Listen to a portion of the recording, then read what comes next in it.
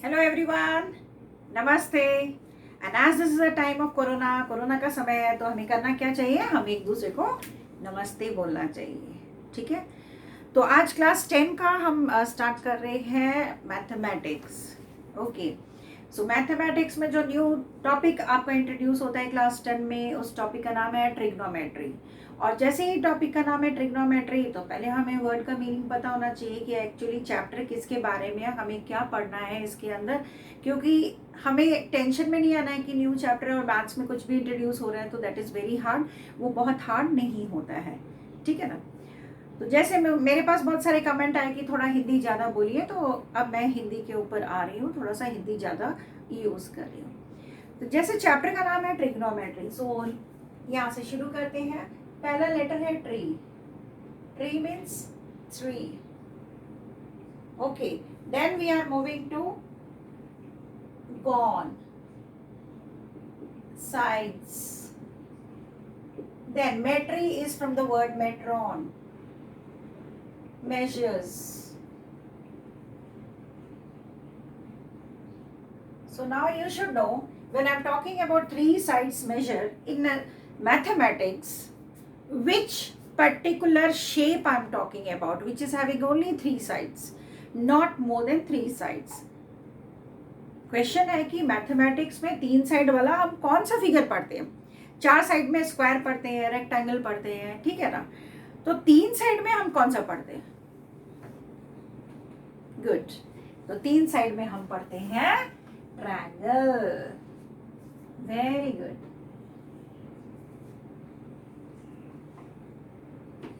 Now in this we will be talking about, हम जो पढ़ेंगे वो खाली पढ़ेंगे राइट एंगल ट्रायंगल का। किसके बारे में हम पढ़ रहे हैं यहाँ पर? Right angle triangle.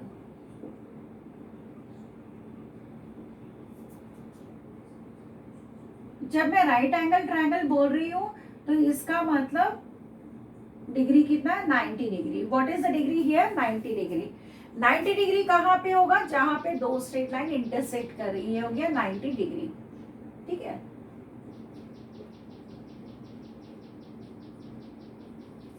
हम और कोई इसमें ट्रायंगल नहीं लेंगे, राइट एंगल ट्रायंगल ही लेंगे, यानी कि 90 डिग्री वाला ही ट्रायंगल लेंगे, क्योंकि ये पूरा स्टडी जो है 90 डिग्री ट्रायंगल पर ही है। फॉर एग्जाम्पल, आप कहीं जा रहे हैं और एक जगह आप खड़े हो गए, आप यहाँ खड़े हो गए और आपको वहां से दिख रहा है कुतुब मीनार। उसके ठीक अगर हम पास चले जाएं कुतुब मीनार के पास, तो हम पूरे कुतुब मीनार को नहीं देख सकते, सर ऐसे ऊपर रखे रहेंगे फिर भी हमें कुतुब मीनार पूरा नहीं दिखता। तो कुतुब मीनार जब लोग देखते हैं तो थोड़ा डिस्टेंस से देखते हैं। तो हम जिस डिस्टेंस से देख रहे हैं कुतुब मीनार, और उसके बाद मैं चाहूंगी कि भाई मुझे पता चल जाए कि कुतुब मीनार का हाइट क्या है, तो बिना कुछ किए खाली मुझे दो चीजें पता होंगी तो मैं हाइट निकालूंगी उसी जगह पर खड़े खड़े। तो ये हाइट कैसे निकलेगा? इसी के लिए हम स्टडी करते हैं ट्रिग्नोमेट्री, यानी कि three sides measures of a right angle triangle. ठीक, आप यहाँ खड़े हैं और ये है कुतुब मीनार, ठीक है। तो हम क्या करते हैं, यहाँ पर हमें एंगल कभी अगर पता रहे कि दिस इज 30 डिग्री और 60 degree, okay, one angle is 30 degree. Elevation, मैं ऊपर की तरफ देख रही हूँ, जब हम ऊपर की तरफ देखेंगे तो एलिवेशन बोलेंगे, ठीक है। तो एंगल हम ऊपर की तरफ देख रहे हैं, तो मुझे ये पता रहे कि यहाँ से यहाँ मेरा 30 किलोमीटर है। I am sorry 30 metre I am there. Kilometre तो बहुत दूर हो जाएगा, चलो भाई 30 मीटर हम दूर पर है, 30 मीटर हम दूर पर है। एंगल मुझे दिया हुआ है, मुझे ये पता करना है कि what is the height, so I can do only with the help of trigonometry. लेकिन इतना कॉम्प्लिकेटेड चीज अभी नहीं पढ़े, हम कैसे करेंगे? Step by step, which makes trigonometry very very interesting and very easy. Very interesting and very very easy. So let us proceed on. अब हम चल रहे हैं यहाँ पर ट्रिग्नोमेट्री का फॉर्मूला पढ़ने। ये तो पता चल गया what is trigonometry. So three sides measure, ये वर्ड कहाँ से आया?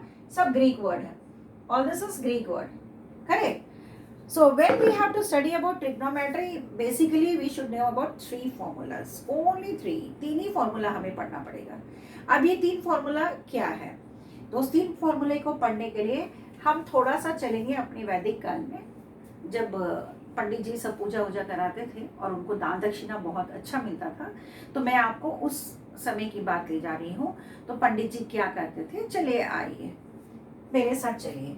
तो हम चलते थे इस सिचुएशन पे। मैं एक आदमी की बात कर रही हूँ जिसका नाम है पंडित बद्री प्रसाद। ठीक है, ये आदमी का नाम क्या है? पंडित बद्री प्रसाद। नेचुरली अगर पंडित है तो क्या बोलेगा? हर हर महादेव, हर हर हर हर करते रहेगा। ठीक है, तो हर हर कौन बोल रहा है? पंडित जी। तो मैं यहाँ क्या करूंगी? पंडित बद्री प्रसाद हर हर बोले। ठीक है, और जब ये बोलते थे तो उसके बाद राजा लोग, हाँ भाई इन्होंने ये ठीक बताया, लो आपकी ये दक्षिणा हुई, सोने के मोहरे दे देते थे, चांदी के मोहरे दे देते। तो घर आके ना उन लोग क्या करते थे? तौलते थे कि भैया 10 ग्राम कमाए हैं कि 5 ग्राम कमाए हैं।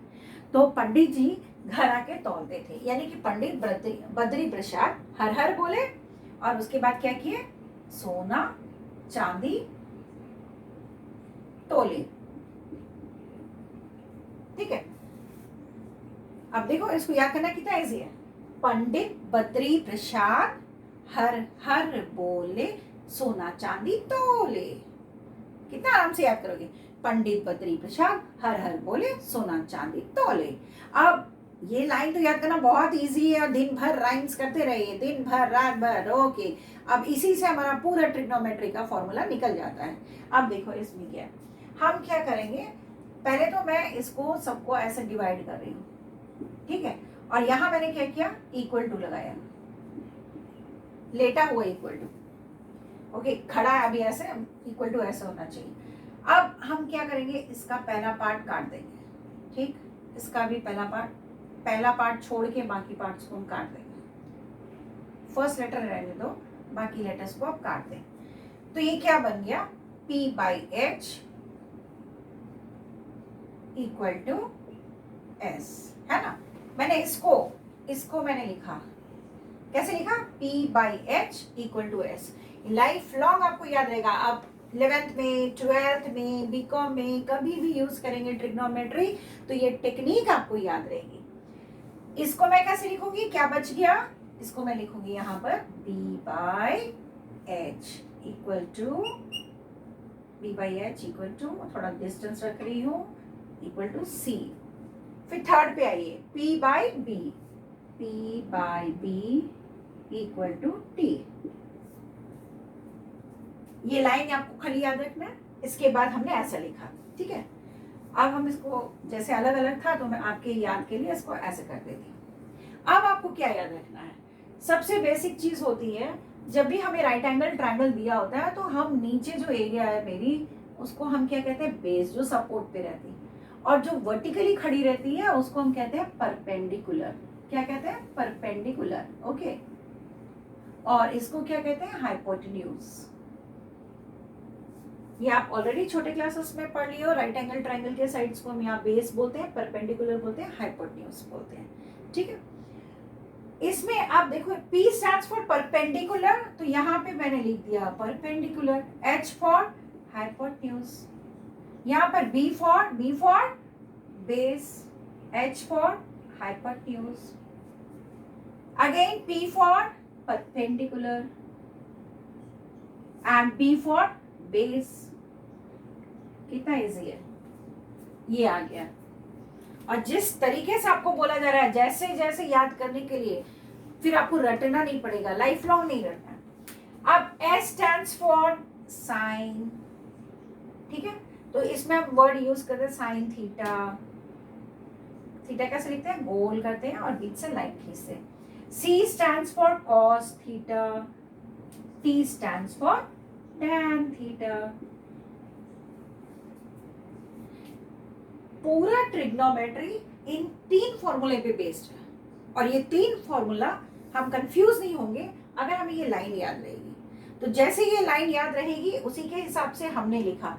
एग्जाम में जब आपको राइटिंग का टाइम दिया जाएगा बोर्ड में, सबसे पहले पीछे रफ वर्क में ये लिख लीजिएगा, और उसके बाद ये फॉर्मूला, कोई भी ट्रिग्नोमेट्री का न्यूमेरिकल आएगा, you will be able to do, आप आराम से कर सकते हैं। तो ये आ गया P/H equal to sine theta, और B/H आ गया आपका कॉस थीटा, P/B आ गया टैन थीटा। ठीक है, अब देखिए इसको, जो मैंने साइन लिखा, कॉस लिखा, टैन लिखा, ठीक है ना, तो इसका जब हम पढ़ते हैं आगे, कभी कभी परपेंडिकुलर और बेस को ना हम परपेंडिकुलर लिखते हैं ना बेस लिखते हैं, तो लिखते क्या है? अब देखिए ये एंगल C है, एंगल सी के ऑपोजिट में क्या है, परपेंडिकुलर। तो परपेंडिकुलर को मैं यहां लिख सकती हूँ साइड ऑपोजिट टू, ये खाली याद रखना है, opposite to angle C. Correct है ना? एंगल सी के अपोजिट में है, क्या होगा, side opposite to angle C.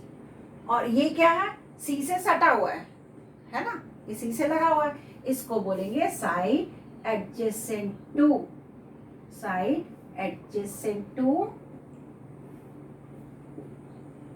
Angle C, इसको side adjacent to angle C कहेंगे। यहां तक हो गया। अब इसी फॉर्मूले को हम कैसे करते हैं, sine cos tan, basically 3 formula है। इसके अपोजिट को क्या कहते हैं, साइन के अपोजिट को हम कॉसेक थीटा कहते हैं। साइन का अपोजिट क्या है, कॉसेक थीटा। कॉस का अपोजिट क्या है, सेक थीटा। ठीक है, ये इसका ऑपोजिट है। ठीक है, और इसका ऑपोजिट होता है कॉट। फिर दिमाग में आता है कहीं हम ऑपोजिट भूल गए, तो ऑपोजिट भूलिएगा क्यों, ऑपोजिट भूलना नहीं है, याद रखना है। कैसे याद रखना है वो भी इजी टेक्निक बताती हूँ। टैन में टी आया तो कॉट में भी टी है ना, इसका ऑपोजिट में टी। सी ओ एस है, ओ हटा देते हैं तो सी और एस, 2 लेटर सेम होना चाहिए, सी और एस, खाली जगह चेंज हो जाएगा, ध्यान रखो यहाँ पे सेम चीज है। देखो कॉस थीटा सेक थीटा, ये सी आ गया, उल्टा हो गया ना, जस्ट उल्टा, खाली ओ की जगह ई आ गया, उल्टा हो गया, मतलब 2 लेटर सेम है, इसमें खाली टी आएगा सेम, इसमें 2 लेटर सेम। साइन क्या बोलता है कि सबसे पहले तो फॉर्मूला मेरा बना था, इसीलिए मेरा ऑपोजिट बड़ा होना चाहिए। इसका ऑपोजिट में जो है 5 लेटर्स होते हैं, तो 5 लेटर्स एक ही में होता है कॉसेक थीटा, इसीलिए कॉसेक जो है वो साइन का ऑपोजिट। ये मैं शॉर्ट फॉर्म ही बता रही हूँ साइन कॉस और टैन का, इसका भी फुल फॉर्म जो है वो भी हम नेक्स्ट क्लास में इसको पढ़ेंगे। तो पहले हमें ये याद रखना है कि साइन थीटा इसका ऑपोजिट होता है कॉसेक। कैसे होता है, सबसे बड़ा जो आता है वो इसका ऑपोजिट है क्योंकि ये फर्स्ट है। कॉस का ऑपोजिट सेक होता है फर्स्ट, दोनों first and last letter interchange करेंगे प्लेस को, बीच वाला तो चेंज ही होगा। थर्ड में टी कॉमन रहना चाहिए, कॉट थीटा। तो याद करना कितना इजी है, साइन का ऑपोजिट, साइन का ऑपोजिट कॉसेक, कॉस का ऑपोजिट सेक, टैन का ऑपोजिट कॉट। अब हम इससे और फॉर्मूला बनाते हैं, ये तो याद हो गया P by H, B by H, P by P। अब हम आगे का फॉर्मूला देख लेते हैं।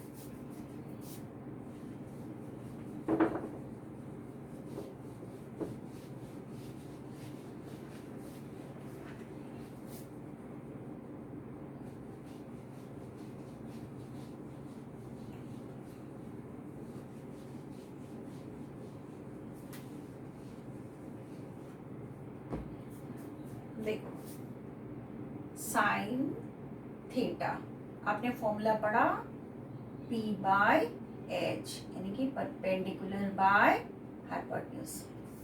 ऑपोजिट, इसका ऑपोजिट क्या होता है, कॉसेक थीटा। तो कॉसेक थीटा को हम इसका उल्टा लिखेंगे, हो जाएगा H बाई P। ठीक है, H for hypotenuse, P for perpendicular. और कॉसेक थीटा को मैं कैसे लिख सकती हूँ, 1 बाय साइन थीटा।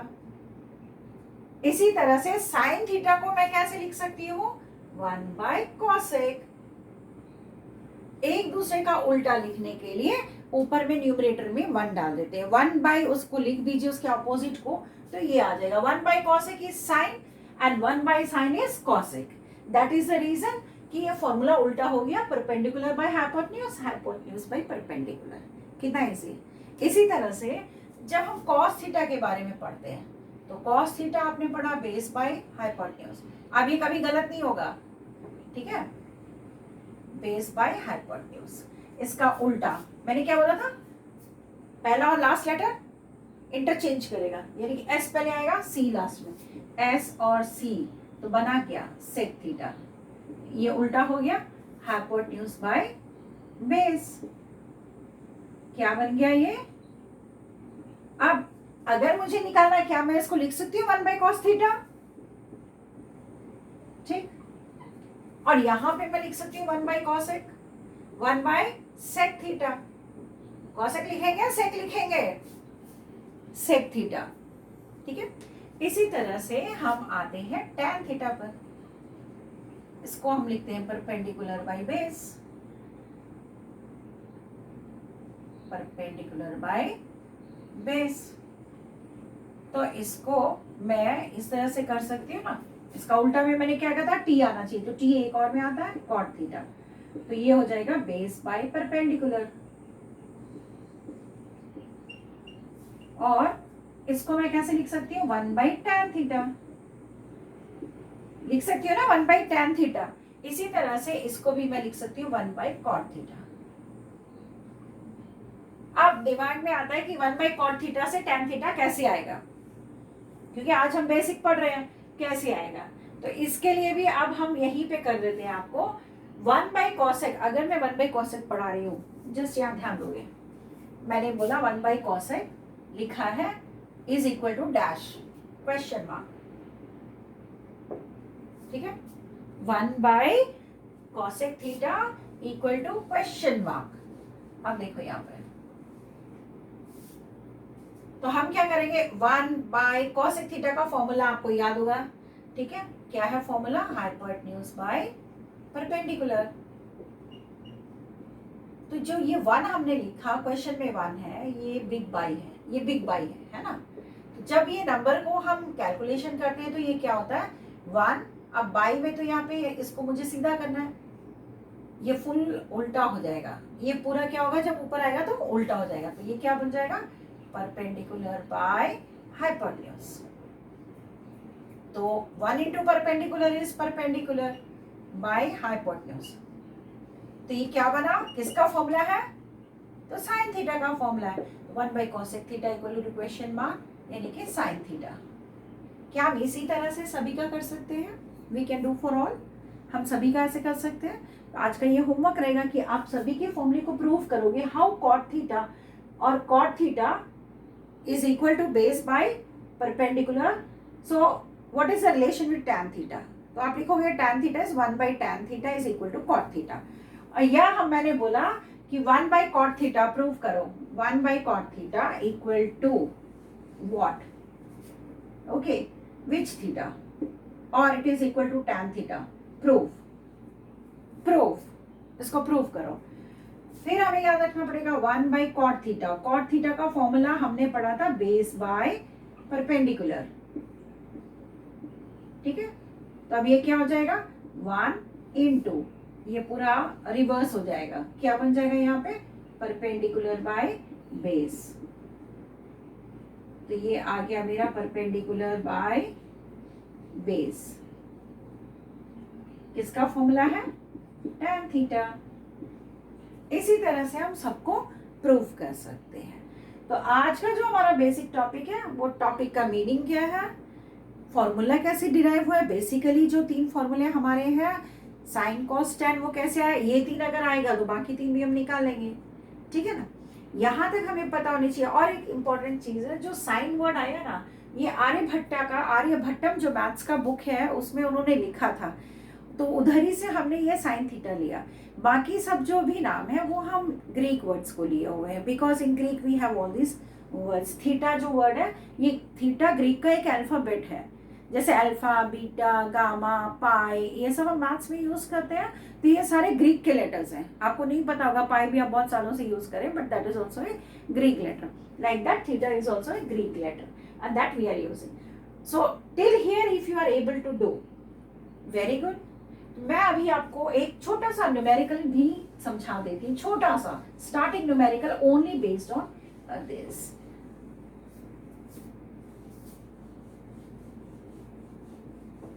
और पाइथागोरस, इसमें क्या है, हम स्टडी करते हैं पाइथागोरस थ्योरम। क्या स्टडी करते हैं, पाइथागोरस थ्योरम।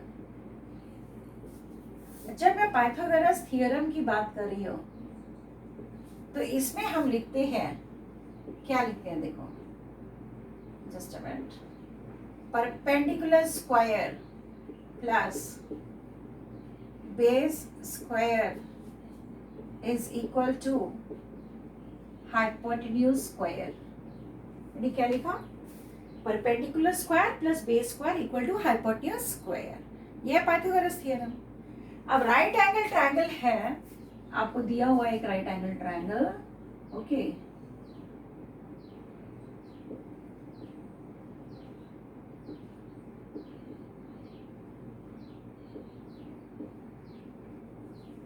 देखिए आपको दिया हुआ है ए बी. क्या है आपका?